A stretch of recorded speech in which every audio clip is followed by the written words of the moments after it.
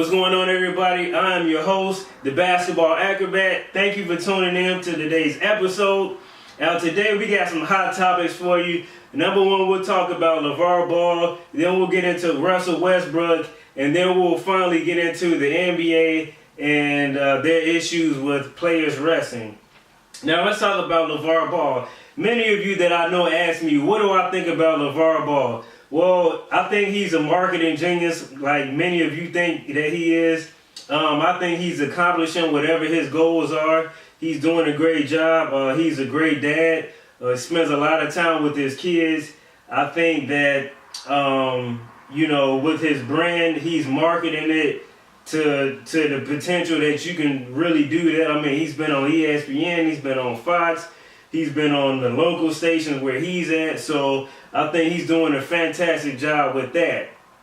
On the flip side, I don't know, and it's not any of my business, but, as an outsider looking in, I think that, all of his boys are great basketball players, I think that LaVar Ball has the utmost confidence in his kids, like any parent should. You have to believe in your children. I don't have any yet, but so I don't really know what it really feels like to be a parent, but for the most part, what I'm seeing is great. His children have, college scholarships, to UCLA, one of the best schools on the land. And, let's say that one of them has a career-ending injury. They'll have something to fall back on, whether they finish school all out, right away or not. So they have a backup plan. I think what LaVar Ball is doing as far as his marketing their brand, the BBB brand, I'm sure that his sales are going through the roof now.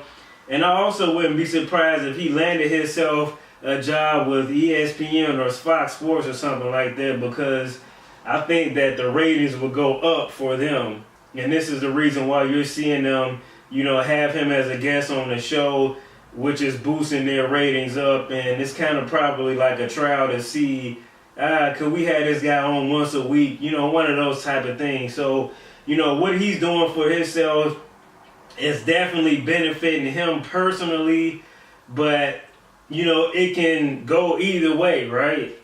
So if we look at it, from his kid's perspective, it's like you don't know if they're brainwashed to want to play basketball or if it's something that they genuinely want to do. I don't know. That's something that they all know. I'm sure behind the scenes, they all really know what they want to do. And basketball may not truly be one of them, even though it appears to be like that. And only time will tell. Now, I know for myself, I knew plenty of kids that, that their parents wanted to live through them. And what I mean by that is, let's say if they were a football player, right? They didn't make it to the pros. So what they're trying to do is live their dream through their children. And I don't think that's the best thing to do. So, of course, as a parent, you want to be a supporter to your children no matter whatever it is that they want to do.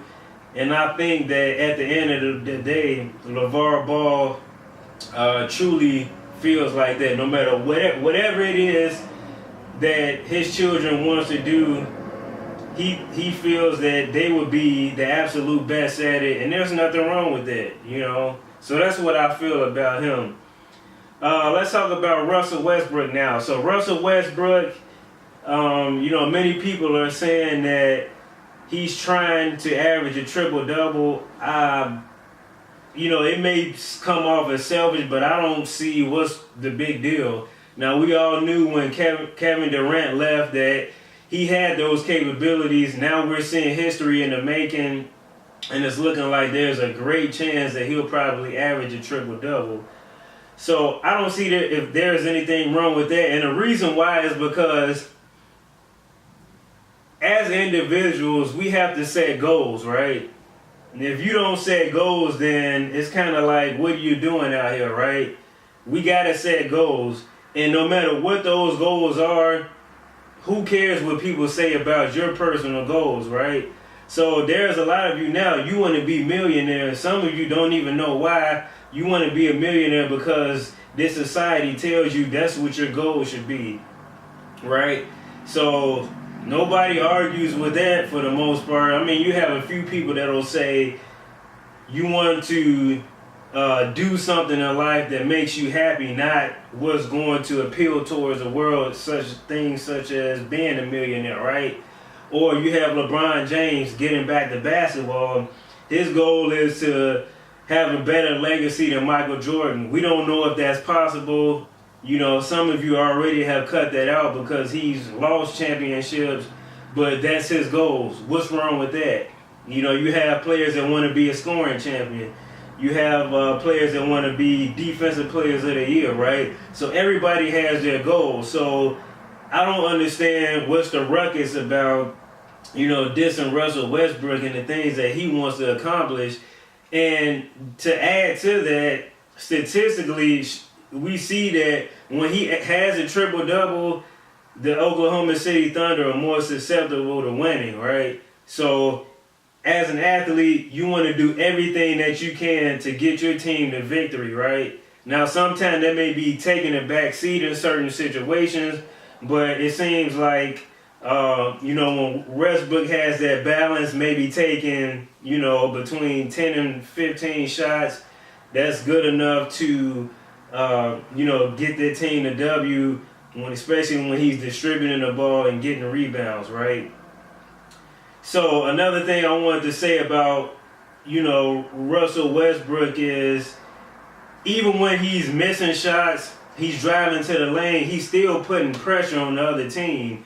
So a lot of you are saying he's shooting too much. Yeah, sometimes he is, but sometimes he has to put that pressure on the other team. So then when he's driving through the lane, he throws up a floater or misses a layup, you have 3 or 4 people coming over to him, and then that's going to leave Canner and Adams and Gibson open for tapping in easy layups back into the rim, right?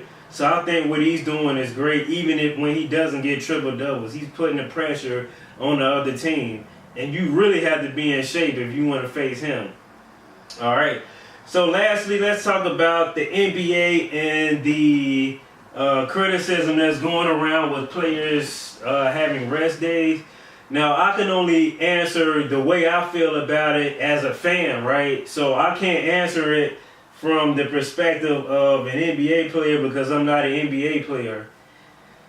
So, having said that, I would say that, you know, I'm a true fan, right? I love basketball, I love watching it, and, you know, thinking at it from a perspective from somebody, you know, out there that doesn't make a lot of money, right? Let's say I'm 70 years old, right? And I've been watching LeBron James play for quite a while. Let's also say that, you know, I have a lot of money that I'm spending on health insurance. Let's say the doctor told me that you got 2 months left to live, right?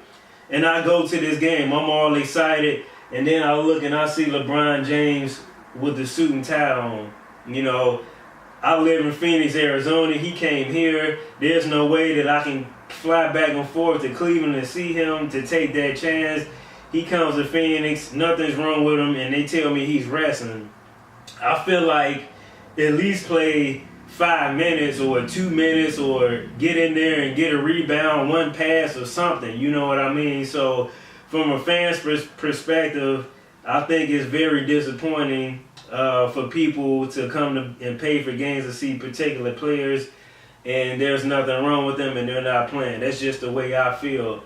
Now, to the flip side, it definitely probably will benefit LeBron James and some of the other players that are resting. I don't even know why they're resting. They haven't even played, you know, 1/8 of the games that LeBron has played, but if anybody has a pass, it would be him. I don't really see many other players besides like a Vince Carter or Dirk Nowitzki, somebody that's played in the league a very long time, if they were in a position which Vince Carter is to actually playing in the playoffs. So LeBron James, I can kind of see it, but at the same time, it's like, dude, you know, you're getting paid, you know, from a perspective of everyday Joe person. Most people can't just take off work, right? And in their case, playing in the NBA is their job. They sign the contracts, you know, they have the paperwork. And I think what you'll see happen is a lot of contracts will start to change as far as players resting when there's nothing wrong with them. Now, you can say that, oh, well, I broke my pinky finger, so I got to take a couple games off, right? So that's kind of one of the cons to it. Even if you have paperwork, then you know you can draw up something to say, well, this is hurting on me. I need to take a game or two off. So it's kind of one of those things where, as a fan, you can understand it, but as a player, I can see it too. You know, they're putting wear and tear on their bodies, but it's like, well, we're still paying as a fan, right? So we're paying for that entertainment, and it's very disappointing when we don't see a particular player there. So, you know, another suggestion is, you know, well, all the NBA players should play in all of the road games and sit out some of the home games, right? Since the home games give access to the people in that particular city to see more of the player than everybody else, right? Well, that's kind of what I think about it. I think that, you know, it's just a difficult situation. Anyway, guys, enough of me rambling. I hope you guys enjoyed this show. And until next time, see you guys later.